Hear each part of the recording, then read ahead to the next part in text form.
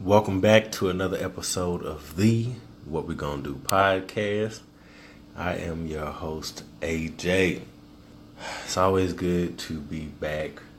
Hope that everybody is doing well. If you are new to the podcast, welcome. If you are old to the podcast, I appreciate you for coming back for another round. We're going to switch gears a little bit. I know the last few episodes have been more on the personal side. Now, I'm going to talk about something that's a little bit more pressing and, a little bit more serious today.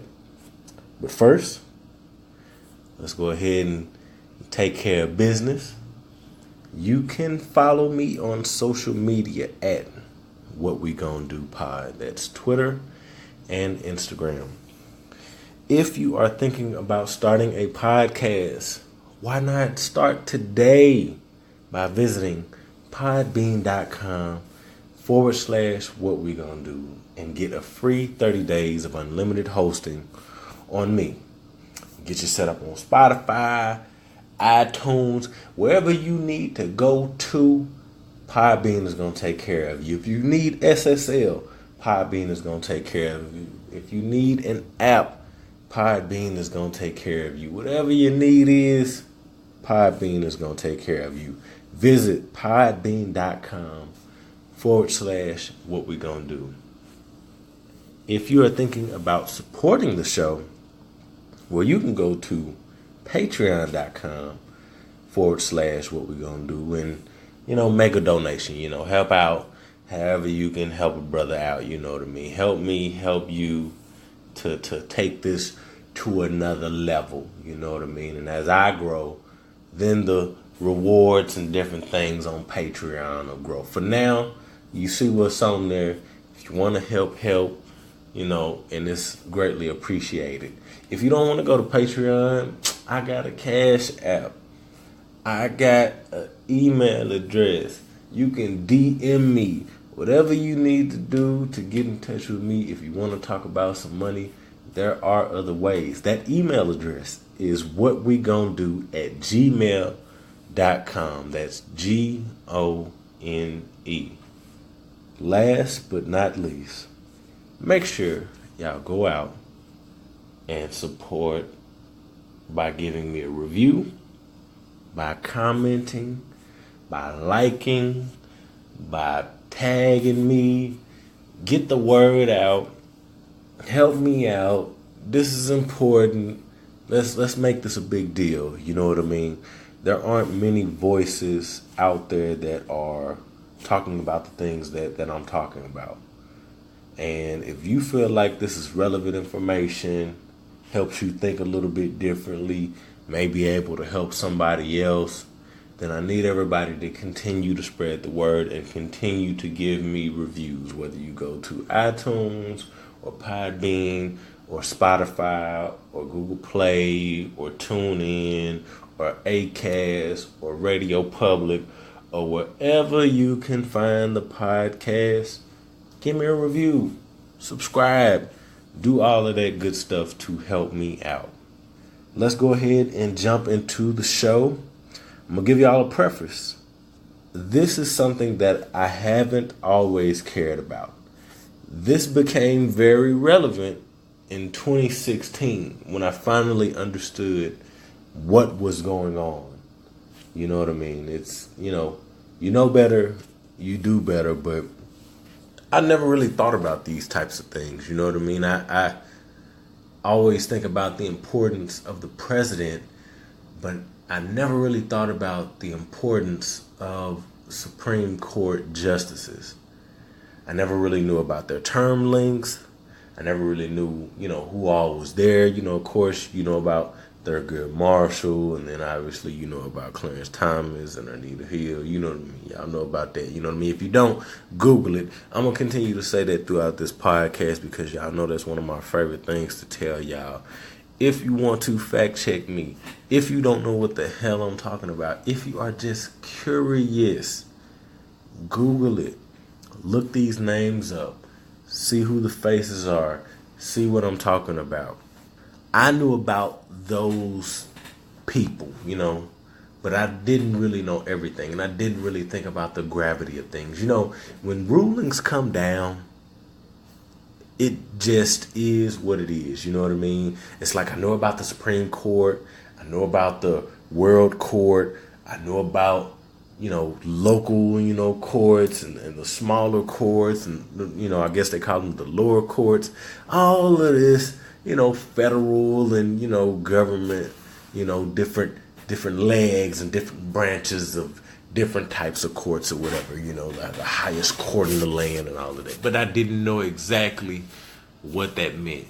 Most time when people think about court, you think about like family court or going to court over your cousin and rob somebody or something like that. Or tickets, you know what I mean? That's probably like the biggest, everybody think about tickets. You may not think about any of the other stuff, but tickets, you know what I mean? So you don't think about the bigger picture, and this episode is about the bigger picture. Now, if you didn't already know by the title, I'm going to say it, so that it's clear. Today, I am talking about the Supreme Court Justices of the United States, and most recently 45's nomination to replace Justice Kennedy. I'll get a little further in detail about these things, but that's what we're talking about. That's this whole episode. So strap in, do whatever you need to do so you can stay focused and you can get a better understanding of what's going on. I'm sure you've seen it on TV, the news. I'm sure you've seen it on Twitter, Instagram, whatever the case may be. You probably heard about somebody talking about it in passing. Today, I'm going to dive right into it and go from what I consider the beginning for me to where we are today. I was listening to a podcast recently, and they said something that really struck me. This is a quote from GP3, Homies from the Block. Shout out to them. They own Instagram. They own Twitter. They don't be talking too much. They kind of post and put a whole bunch of tags. I'm going to have to holler at them to start getting them to be more active, on Instagram and definitely Twitter. But they always dropping like some good information. Right now it's 2 homies from the block. I believe there were 3 homies, but they have guests and different things. I'm still getting caught up on the episodes. Anyway, what they said on, I want to say the latest episode was, how can a president under investigation be given the opportunity to nominate a Supreme Court justice? I just thought that was a really great question. I guess it's up to you guys as listeners, however you feel about that. But I just liked how well said that was. Because, it's honest, it's direct, and you really have to think about the times that we're in right now. If you saw anything from today, which I'm actually recording on a Monday, you saw what went on between 45 and Putin. And you see all of the different responses, so on and so forth, from Republicans and Democrats alike. If you don't know what I'm talking about, go look it up. Putin, Trump, what he has to say about, essentially, America. Obviously, we living in bizarro world, and a lot of things you guys are just not going to be familiar with. I'm not even familiar with them myself, but I have to sit down, I have to really take the time out to read and get a better understanding and figure out, okay, is this something legitimately that I should be concerned about, or is this something I shouldn't even worry about? A lot of people talking about Kylie Jenner and Forbes. I don't give a damn about that. That's just, I don't even know why people are upset about that, but whatever, you know what I mean? Y'all not gonna hear me talk about that. This is something that we all should be concerned about. I'm going to give y'all the big deal and talk about why we should vote and just again go through a little bit of the history from my understanding, and not really from my understanding, but where I would like to start from. The Supreme Court is important because it rules on cases that affect many aspects of our lives. Additionally, Supreme Court justices have a lifetime appointment, serving until death or retirement. Due to the lifetime appointment, a justice will impact the court for many decades, and as they never have to worry about running for re-election, they don't have to concern themselves on whether their decisions may or may not be popular. Justices are nominated by the president and must be confirmed by the Senate. This process purposely involves the other two branches of government, the executive and the legislative. Because justices are nominated by the president, the Supreme Court is an important election topic. Generally, presidents nominate justices that have conservative or liberal leanings that are similar to their own. Supreme Court cases are important because they impact many issues in the United States. For example, Brown v. Board of Education, 1954, desegregated public schools and was a major civil rights victory. Roe v. Wade, 1973, determined that the right to privacy under the 14th Amendment extended to a woman's decision to have an abortion. In the United States v. Nixon, 1974, the court ruled that a president is not protected from the judicial process. More recently, the Supreme Court has ruled on cases that involve college admissions policies, sex-based military training facilities, gay marriage, and warrant requirements for police to search cell phones. So, again, go out there, look it up, figure out how the vote went. You also have, obviously, different policies on immigration and, things like that, you know what I mean? Things that everybody is actually talking about right now, you know what I mean? They are involved with that. Things go to the Supreme Court, and essentially how they vote for these different things is what we have in place, and essentially the law of the land. There is, I don't want to say it's final, but essentially they make laws, even though they believe that, they interpret the laws, some of them more than they make the laws, but effectively ruling or upholding certain things or changing something is effectively making a law. It's in your hands at that point. Let's look back a little bit at when former President Obama was headed out of office and his Supreme Court nomination. This was 2016, last year of his presidency. Everyone on both sides were upset. Republicans felt like it wasn't his place heading out of office and that a confirmation should be made by the next president. Democrats, for example, imagined if Barack Obama had nominated the first African-American woman to the Supreme Court, one who was young and unabashedly progressive in her jurisprudence. Former President Obama nominated the most blandly inoffensive left-of-center jurist he could find following the February 2016 death of Associate Justice of the Supreme Court, Antonin Scalia. President Barack Obama nominated Merrick Garland to fill Scalia's seat on the Supreme Court on March 16, 2016. So remember, these comments are not coming directly from me, but this is the feel at this time. And I believe that opinion was something more of a Democrat's opinion, not even the Republicans, you know what I mean? There was tension on both sides about this thing. But President Obama, obviously, he's still the president. He still has a job. And just because it's his last year in this position doesn't mean he should stop working. Things go on, and there was time. Those in support of President Obama believed he found a nominee that made sense and was within his right as president to nominate.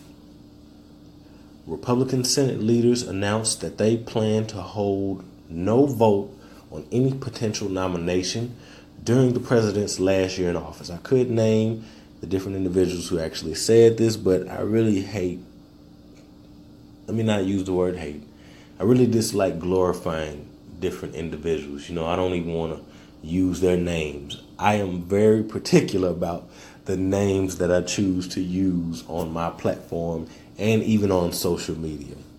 So, Senate Democrats responded that there was sufficient time to vote on a nominee before the election.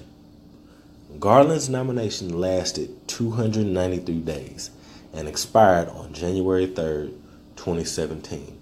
I believe that this was the longest that a nominee had essentially been held, like just kind of out there. Again, they just let it expire. They let the time pass up, so on and so forth, which was highly unusual.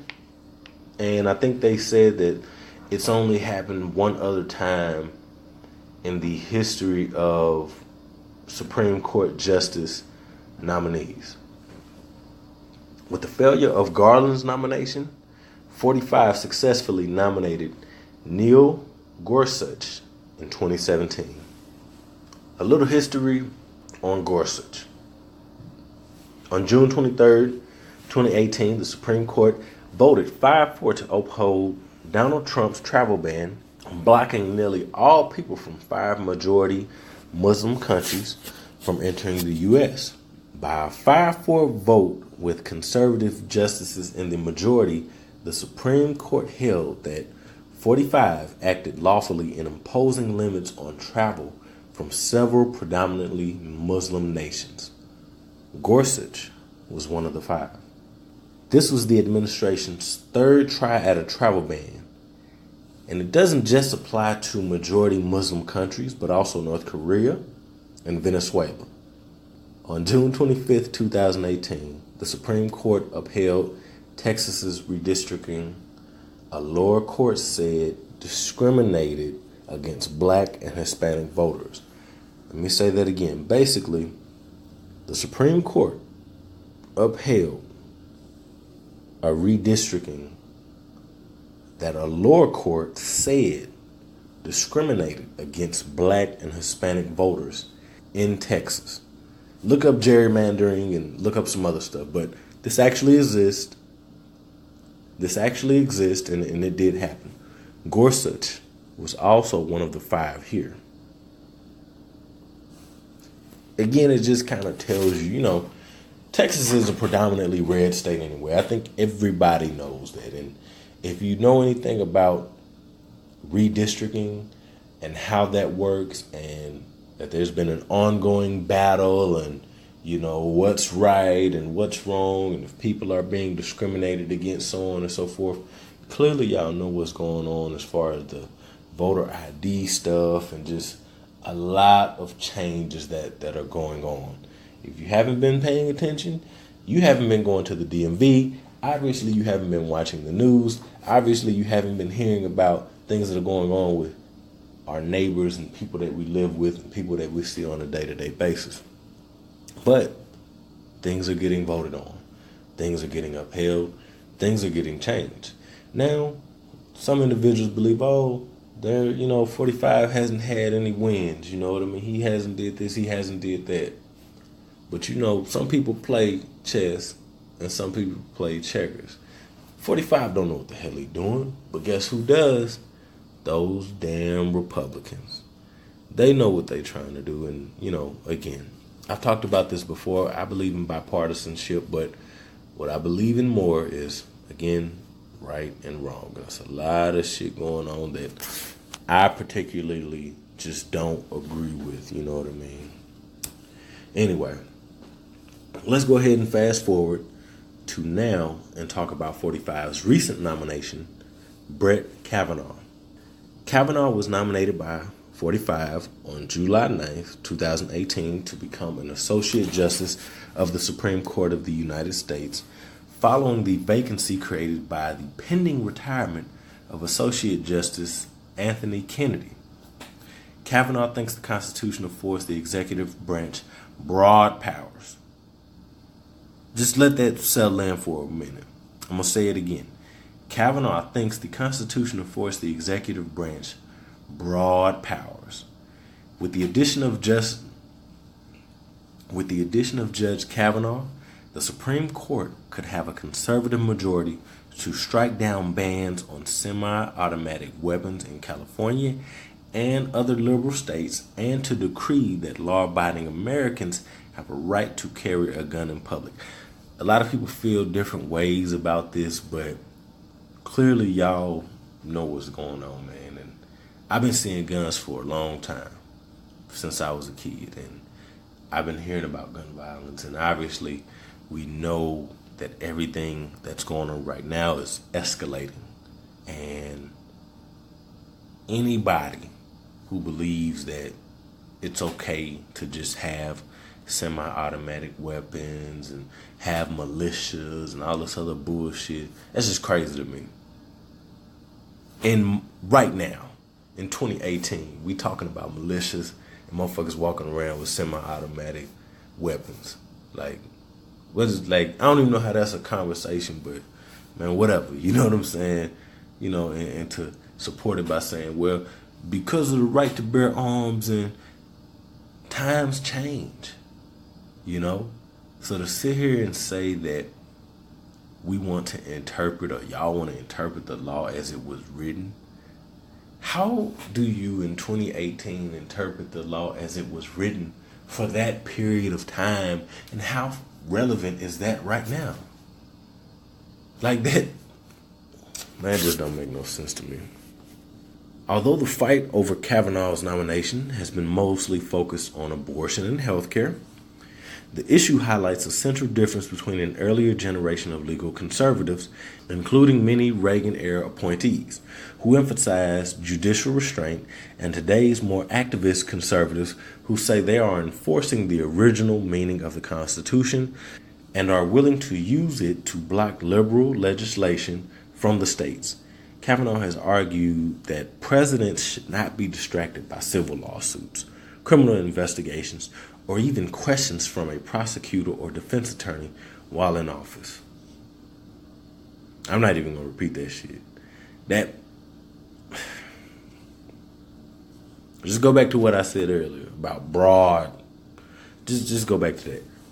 The nation's chief executive should be exempt from time-consuming and distracting lawsuits and investigations, which would ill serve the public interest, especially in times of financial or national security crisis. All in all, 45 has chosen a judge who equally appeals to his establishment Republican supporters and his base of cultural conservatives anxious to turn back the clock on constitutional rights established over the last half century. Again, y'all think a lot of this stuff is game, and it don't affect you, and it don't affect your kids, and it don't affect your kids' kids. A lot of y'all sitting out here talking about generational wealth. Well, guess what? If you want to have generational wealth, and you want your family and your family's family and your family's family to be able to enjoy that, you better be active and be paying attention to what's going on, because guess what? What we do or don't do now is going to affect the next generation, and the generation after that, and the generation after that. And then they're going to be looking at us like, what the fuck did we do? Just like we look back and say, what the fuck did y'all do? Who dropped the ball? What happened at this period in time? Somebody's going to look back at us and say the same thing. And, you know, for those of you, again, who still believe none of this shit ultimately matters, man, it's just kind of sad, man. And again, I've said this before in other podcasts. It's just a very selfish, self-centered, single-minded mentality. Period. Again, these individuals are going to be in place for a very long time. Obviously, individuals are going to retire. Individuals are going to pass away.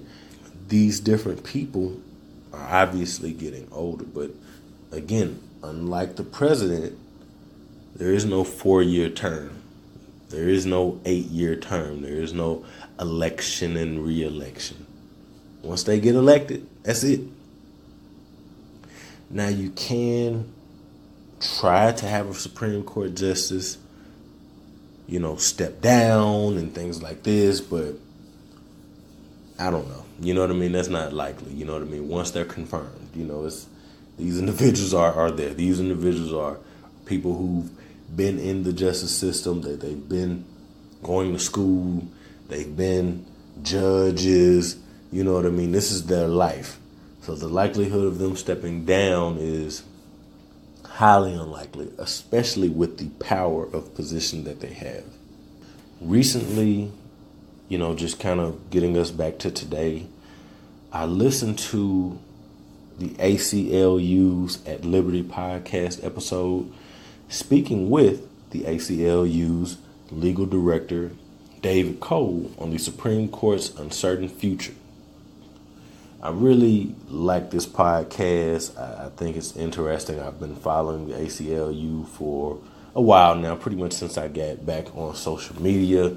They say a lot of good things, you know what I mean? And I support, a lot of the stuff that they say. I think, again, I'm with more things that just make sense and things that are human, you know what I mean? I feel like a lot of these opinions are so biased and rooted in hate and dismissive of our reality today. So I actually like a lot of the things that they say in this podcast. Is very informative. It gives you a different view on, the things that people kind of touch on. You know what I mean? It kind of pinpoints these down. Even though these episodes aren't very long, it's another branch of the ACLU and just capturing a different audience that may not be on Twitter, that may not be on something else, but that has a lot of questions and would like some type of information to get answers to some of those questions. Here are some of the comments, and then I'm going to kind of wrap it up, but I wanted to finish with this because, again, we've kind of went back to when President Obama was leaving office, to 45's nomination, and now, here are some general thoughts from the ACLU's legal director, David Cole. David says this nomination could be a disaster for civil rights and civil liberties for a long time.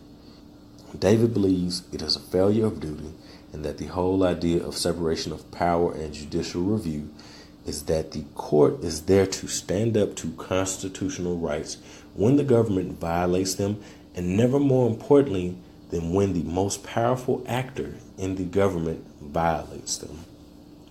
The court's role is to rule against him when he acts unconstitutionally and demand that he abide by the Constitution, not simply give him a verbal slap on the wrist, so to speak.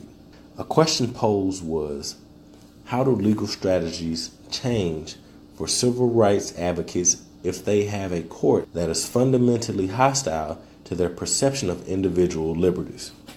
David says, the bright spot and what scholars have found is that the court does not deviate very far from any given issue from where the public is, and if it does, it gets corrected over time. If we focus our energy on the ultimate guardians of liberty, the people themselves, I think we can continue to make significant progress. We're going to have to pay a lot of attention and insist that our senators do their jobs in ensuring that the replacement for Kennedy has the same openness to hear from both sides and is not a rigid right-wing ideologue. We have to fight this battle as hard as we can, and then we have to fight in the midterm elections to ensure that the next time around there's a Senate that respects liberty and civil rights. There's more to that conversation, but that's the summary of it for me and what's relevant to this specific episode. I believe I've said, all that I can say, and I think that, at least hopefully this gives you something to think about. When you see SCOTUS nominee or Supreme Court Justice or Brett Kavanaugh, when you see these names, if you hear Merrick Garland kind of come back up, just be advised that it's not something to, kind of just dismiss, like, it's not that big of a deal. Let me get back to this. They gonna do what they gonna do. You know what I mean? This is history. That's how I look at it. Like, I didn't know that these guys were literally making history. I feel like their role is damn near equal to or as important as the president's. You know what I mean? Again, you have the Senate, you have the Supreme Court justices, you have the executive branch of government. You know what I mean? The president, vice president. You know what I mean? Speaker of the House. It's just like, wow. Once these dudes get confirmed, they basically got a job for life. It's like it's a gang. I mean, literally, they either die out or they choose to step down, which ain't gonna happen. You know what I mean? They literally would have to leave their gang, and it's good money, and it's a position of power. Why would they leave the gang? You know what I'm saying? They a leader at this point. If you are a judge, and I don't know all the different ways that you can go with that, but I guess if you aspire to be in the highest court of the land, you done made it.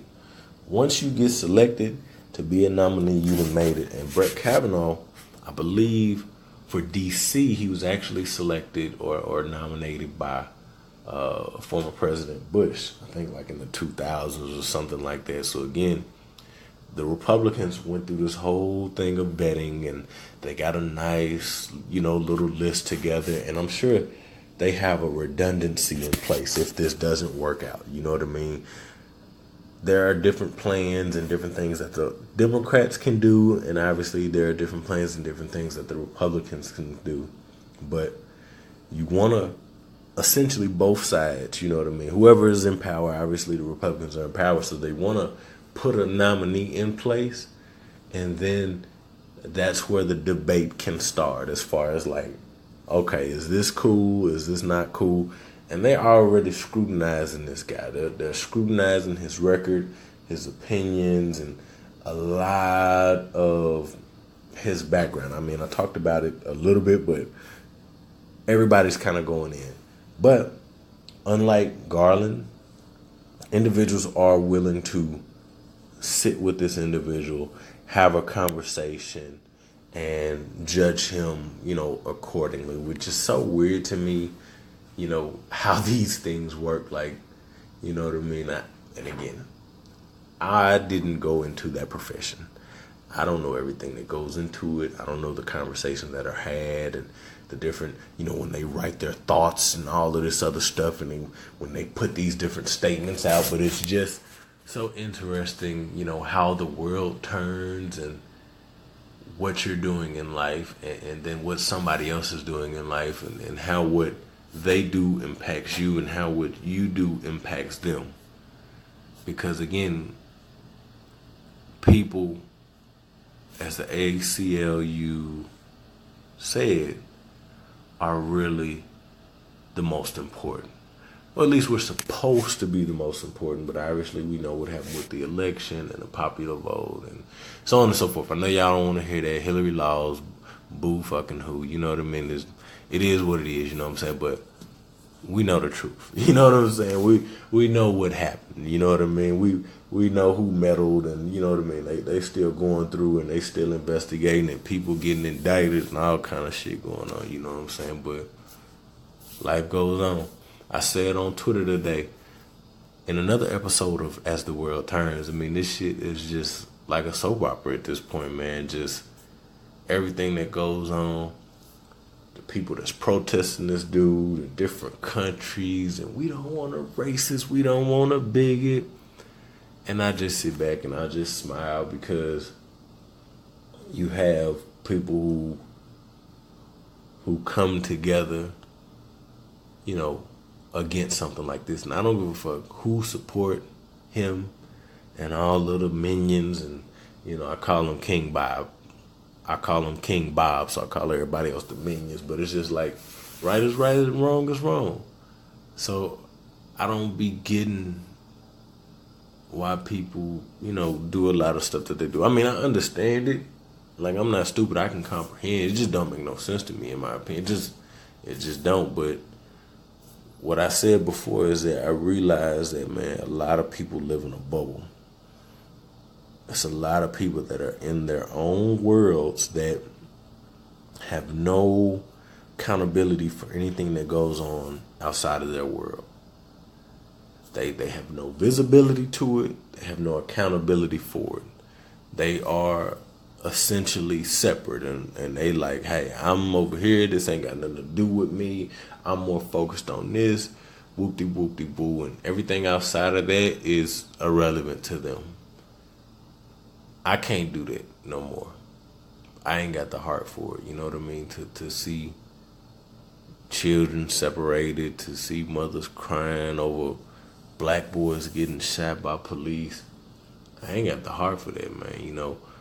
I'm a cold dude, and I take care of my business, and I don't play no games. But when I think about the loss of life, and when I think about the tension and the culture and what I have to bring my daughter up under, it concerns me deeply. And I would like to do something to change that.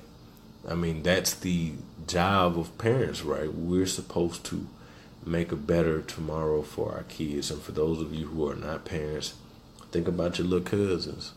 Think about your nieces, you know what I mean? Think about if you just want to make a better world for you. Think about if you just want to make a better world for your mom, you know what I mean? And trying to get a loan and just trying to start a business and trying to make your way in this world, and all of the different blockades, all of the glass ceilings, all of these different things that we have to go through, and these hurdles that we have to jump through.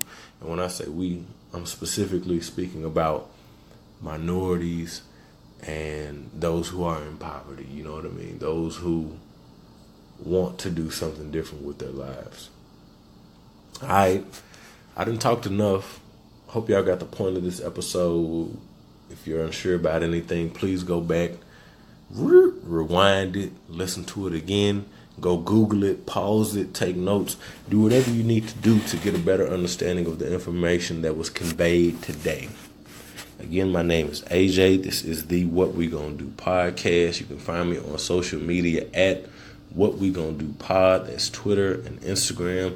If you are thinking about starting a podcast, visit podbean.com/What We Gonna Do. If you would like to support the show, visit patreon.com/What We Gonna Do.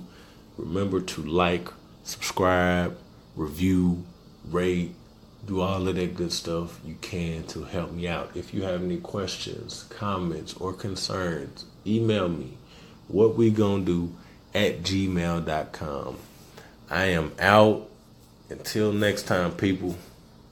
Peace. Oh, yeah. I appreciate, all the birthday wishes, everybody that hit me up and stuff like that. That episode just happened to fall on my birthday. Normally, I don't even, talk about certain things on the podcast. You know what I'm saying? Like I say, there's so much more that I could say, you know what I mean? And things will come out in due time. But this podcast, in my opinion, is history already. I've already made history.